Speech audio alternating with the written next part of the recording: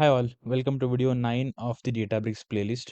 In the last video, we have seen about the Databricks architecture, and believe me, Databricks architecture is something which is very important to understand.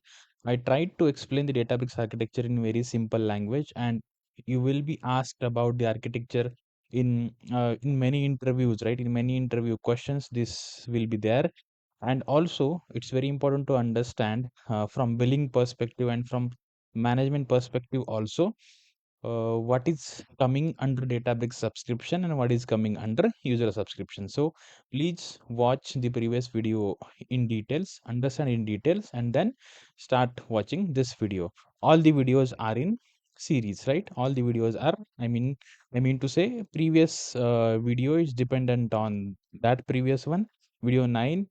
If you want to watch, you should watch video 8, then video 7, right? So all the videos are in order. Okay. Fine. Now in video 9, we will see everything about Databricks notebooks, right? We will not go inside the notebook as of now. We will see what all things we can do with the notebook. Okay. And we'll start with creating the notebook. Okay. Now for this video, I'll be using Databricks free edition. You don't need to use your uh, I mean to say the Databricks count that we have created, okay, using pay as you go or something free credit card if you have, right? You can use free edition for this one, okay. The first thing we will see what is Databricks notebook, right? Basic, very basic, right? What is notebook? So notebook basically we can call it. It is a place. It is a place where we can or where developer can write the code, right? And in Databricks you can write the code using SQL, you can write the code using Python, you can write the code using Scala, okay, and you can write the code using R, right? Scala and R, okay. So it is a place where developer can write the code. Also developer developer can run the code run the code step by step, okay, and immediately, okay, can see the results while in development phase, right? When we are in development phase, a developer can run the code step by step. How? We are going to learn in upcoming videos, and can see the results immediately, right? uh, the next thing about notebook is it is used to read the data, okay, clean the data, okay, analyze the data and create reports and pipelines, okay. So notebooks are used to read the data, okay, any data, let's say stored in data lake or something, right? So you can use the notebook to read the data, clean the data, right? Clean the data, okay, analyze the data if needed, analyze the data if needed, okay, create reports and pipelines based on business requirement, and this you do using a Databricks notebook, okay. And these notebooks are very, I mean to say, very advanced, right? There are many functionalities available. We are going to learn all of those whatever is available in notebook, right?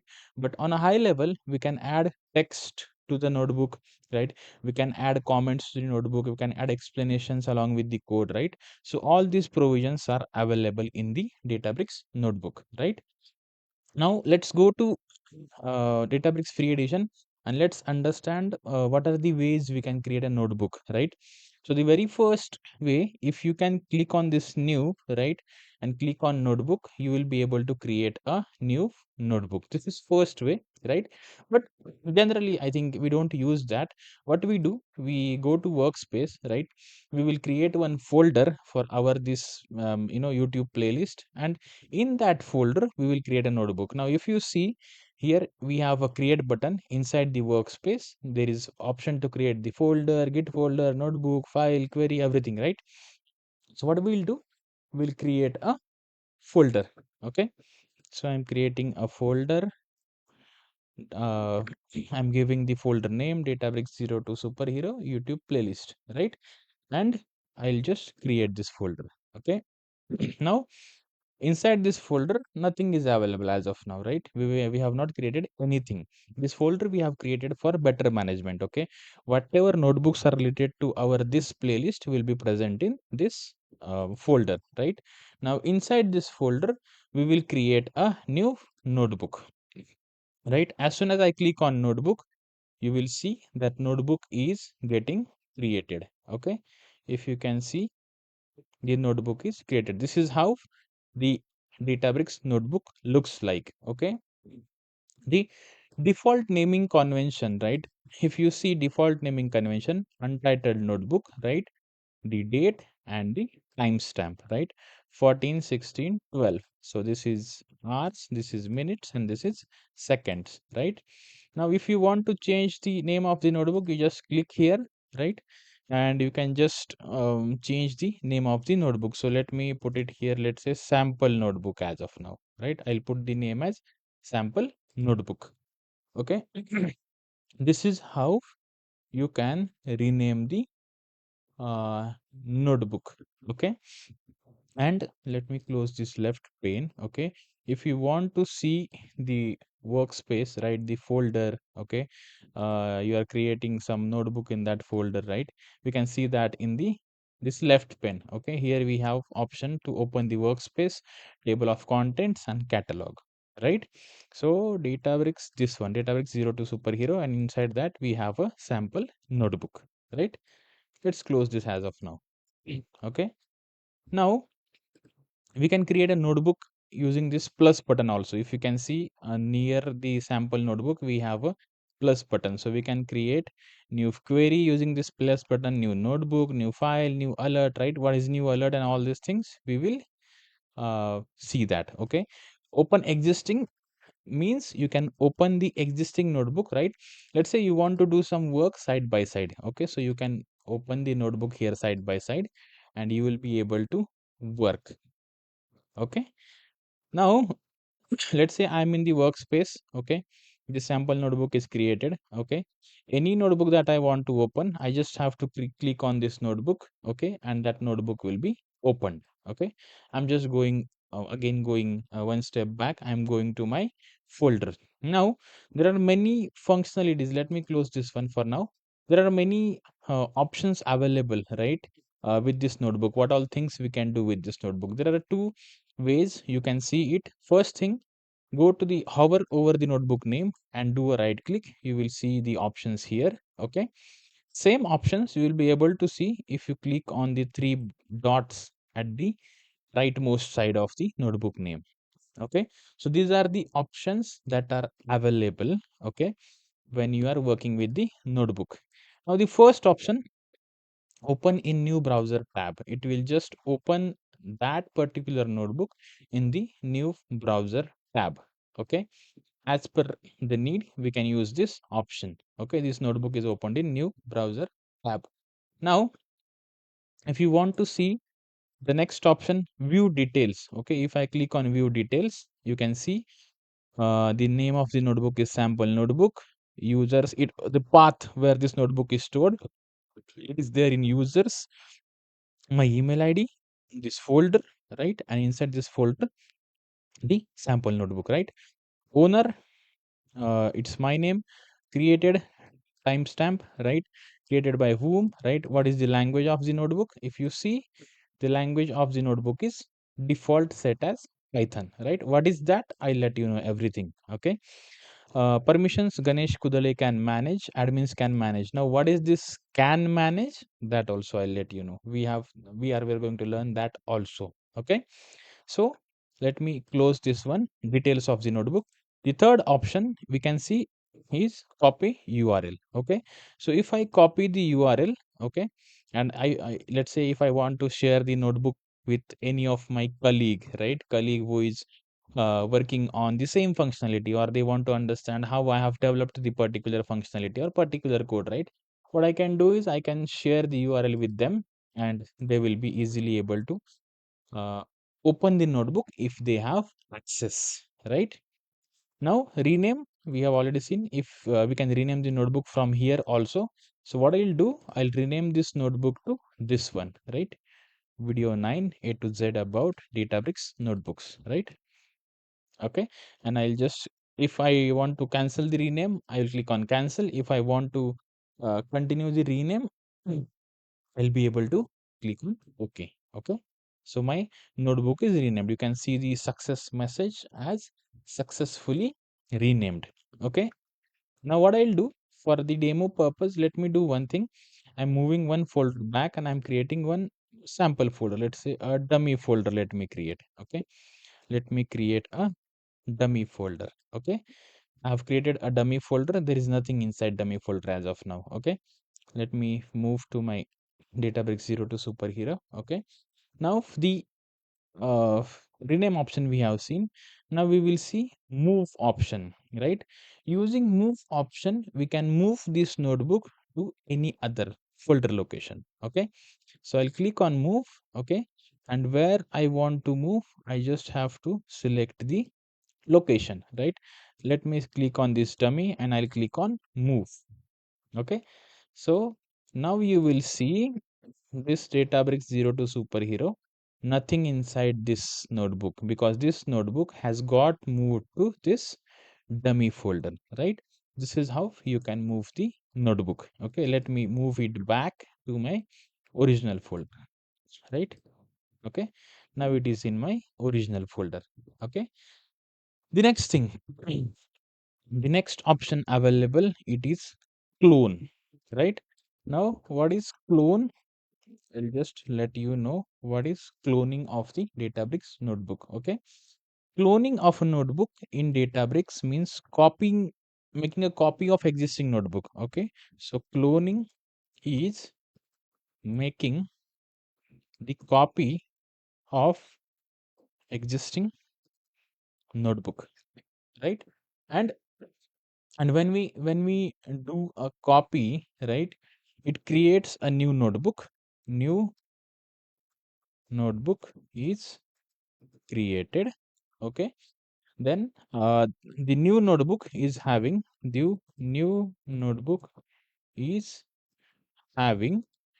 the code, text, okay, and structure same as original notebook. Just kind of a replication we are doing. We are replicating the notebook, right? Clone, you can call it a replication, right?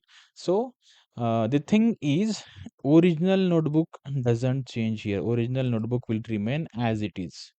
Original notebook will remain as it is. Okay, in case of move, our original notebook was getting moved, right? But here, in case of cloning, original notebook is staying as it is. Okay, and then you can make changes to clone notebook, right? I'll give you the idea. Let's say this is my notebook. Okay, I have Python language. What I'll do, I'll just write simple code. Let's say print my name, right?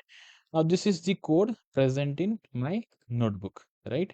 If I go a folder back, okay, in my notebook, what is available? This code, right? Now let me clone this notebook.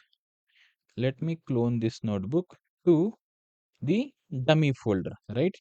I'll browse. Okay, what I'll do, I'll go here, dummy, right? Nothing inside dummy as of now. And as soon as I clone, okay, you will see. Let me open a new uh, it is in uh, two windows. Okay, so if you see, this is my original notebook, right? And the no name of this notebook is video 9 A to Z about Databricks notebooks, right? If you see in dummy folder, the clone has got created. Okay, clone inside the folder and the notebook name. So if you see this cloned notebook, it has same code as that of the original notebook. Okay, and whatever changes you are making to the cloned notebook, right? Let's say I will add one line of code, any line of code I want to add. Let's say uh, learners. Okay, learners are learning about, let's say, Databricks. Okay, Now, this code is applicable only for this clone notebook. If you see here in this notebook, in the original notebook, it is not going to get anything, nothing, no impact on original notebook, right?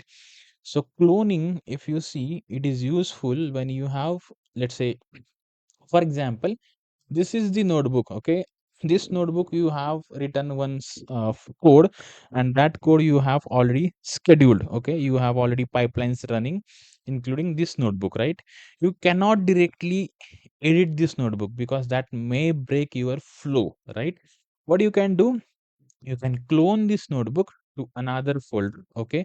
Whatever work optimization, anything, whatever you want to do, you can do it in clone notebook, right? And you can test it, okay? And then use this clone notebook. Maybe you can move this clone notebook to this folder and schedule it, okay? So cloning is useful in these kind of scenarios, okay? Now the next option we have seen about cloning, right? We have option to download the notebook as well, okay? Let's say you want to send a code to someone, right, within your organization or anything, right? Now you can download this. There are many three options available: dvc, archive, source file, html, ipython, okay? So whatever code is there in this notebook will be getting downloaded, okay? Let me download this as ipython, okay? And what I'll do, uh, I have a dummy folder here, right? What I'll do, let me try to import the notebook here, the notebook that I have downloaded, okay? Okay, let me click on create. Import option is okay. See, the next option is import. Okay, if I click on these three dots, if I click on import, okay, let me browse. Okay, downloads this notebook, right, and open. Okay, import, right. So whatever notebook you have, you can first thing you are able to download the notebook. Okay, the next thing is you are able to import that notebook, okay? Whatever downloaded notebook you have, okay? So you can share the notebook this way also, right? Okay, next is share. You can share this notebook. You can assign the permissions for this notebook, okay? So what are the permissions available? If you see here, you have to enter the user, okay, user group or service principal.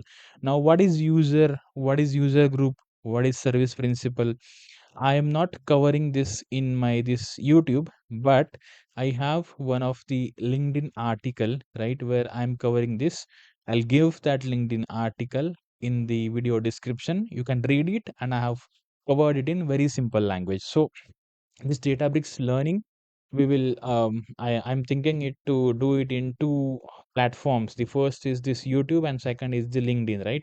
Whatever I can put it on LinkedIn, I'll put it on LinkedIn where we don't need a video, and whatever I feel we need detailed video, I'll be creating a video. So the link for that LinkedIn post I'll share in the video description, okay?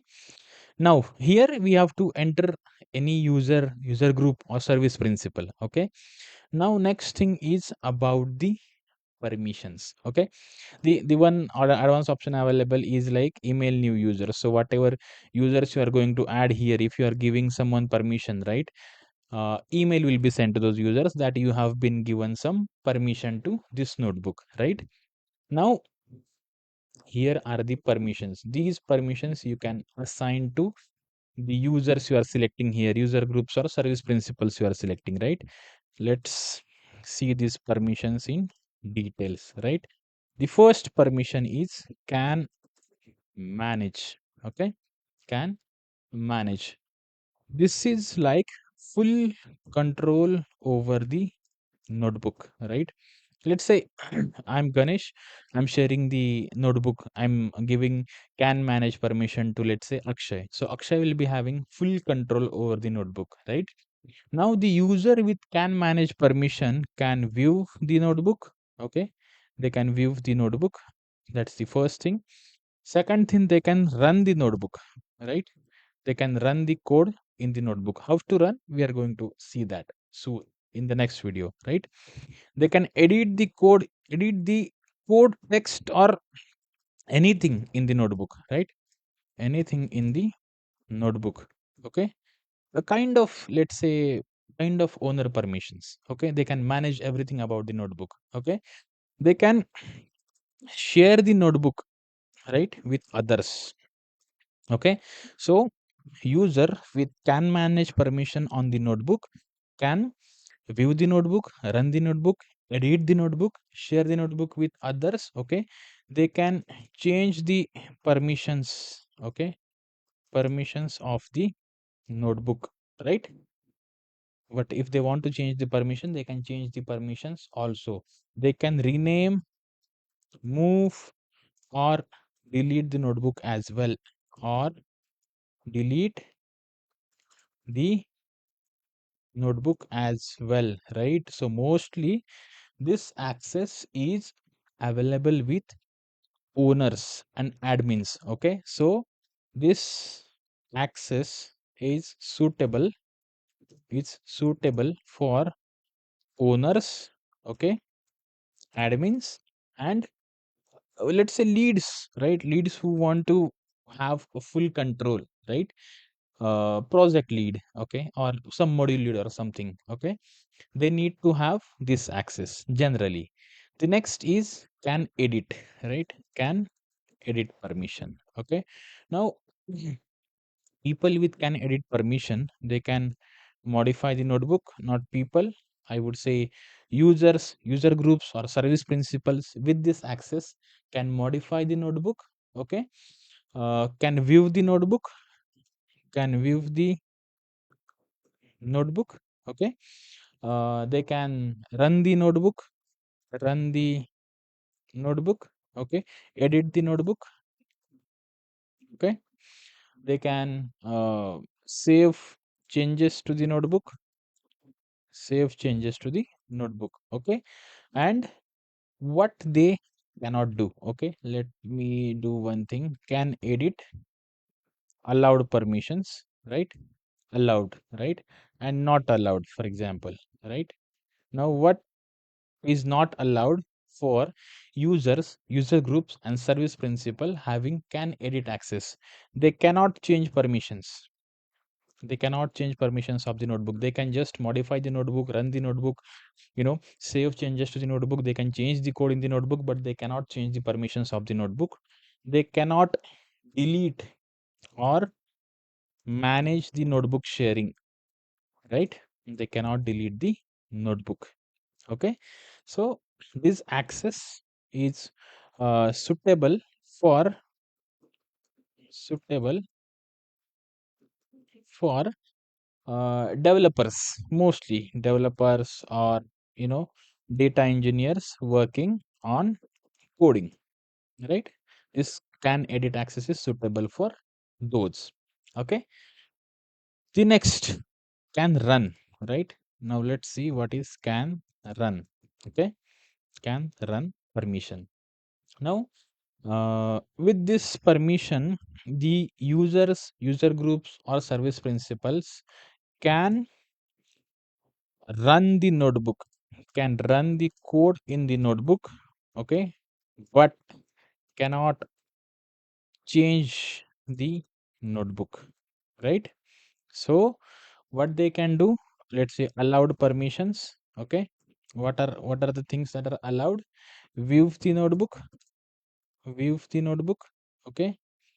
uh, Run the notebook, right? Because can run permission we are giving. Okay. And see the outputs, right? They cannot do any change, right? And what is not allowed is editing the code is not allowed. They cannot edit the code with can run permission, cannot save changes, right? Cannot save changes to the notebook. Okay. Cannot change permissions. Okay. Cannot change permissions, right? So this is about can run, and the last permission is can view, right? So Can view is like read only access. Read only access, right? What are allowed permissions under this can view? Uh, Users or user groups or service principals having can view access can only view the notebook, right? Read only access, okay? And they can read the whatever documentation if there is present in the notebook, right? Read the documentation within notebook, right? And what is not allowed? I think almost all the things are not allowed, right? They cannot run the notebook. They cannot run the notebook. They cannot edit the notebook, right? So it is the, I mean, um, least permission, right? They cannot share or manage notebook, right? Share or manage any permissions. They cannot do that, right?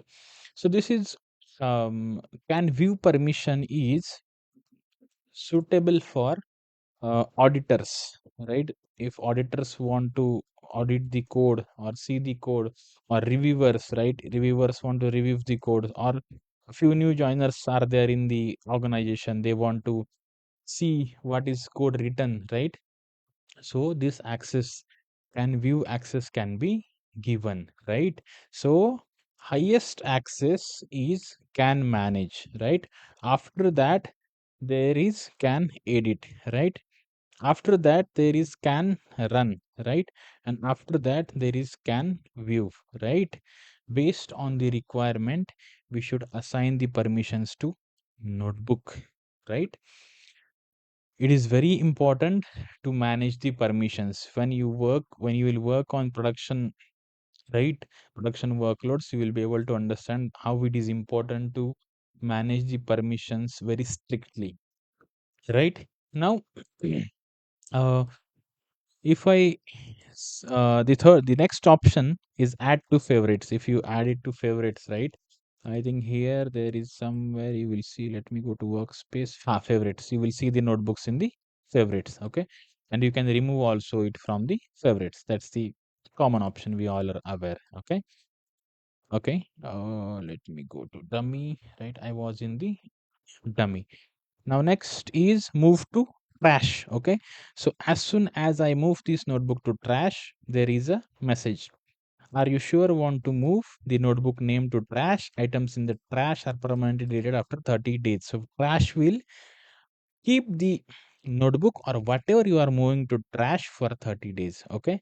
If I cancel, notebook will not be moved to trash. If I click on confirm, notebook will be moved to trash. So you can go to trash folder and you can see this notebook is moved to trash. Maybe I think I moved it earlier also. So, and if you want to retrieve that, okay, you can just click on these three dots. Either you can permanently delete, okay, or you can restore, right?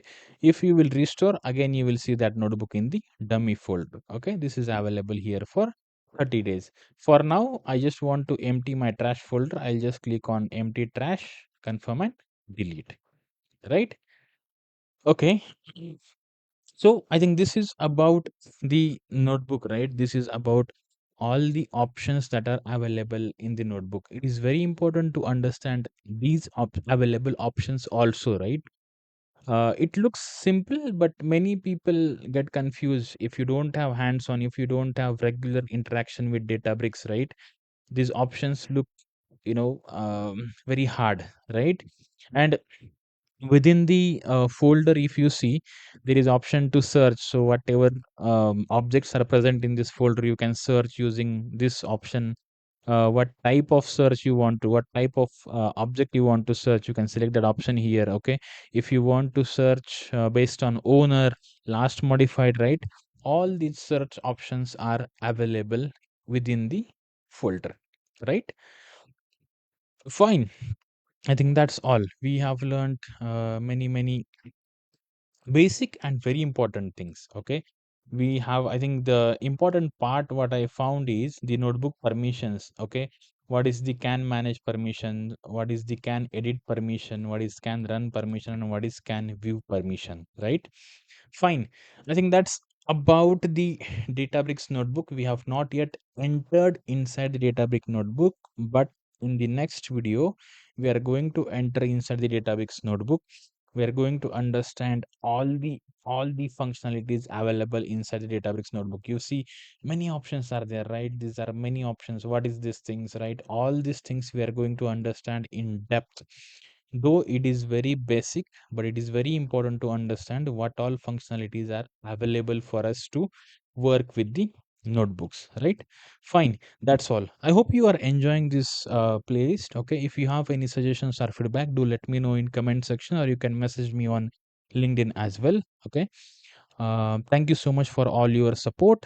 Okay, and I'll see you in the next video. Thank you.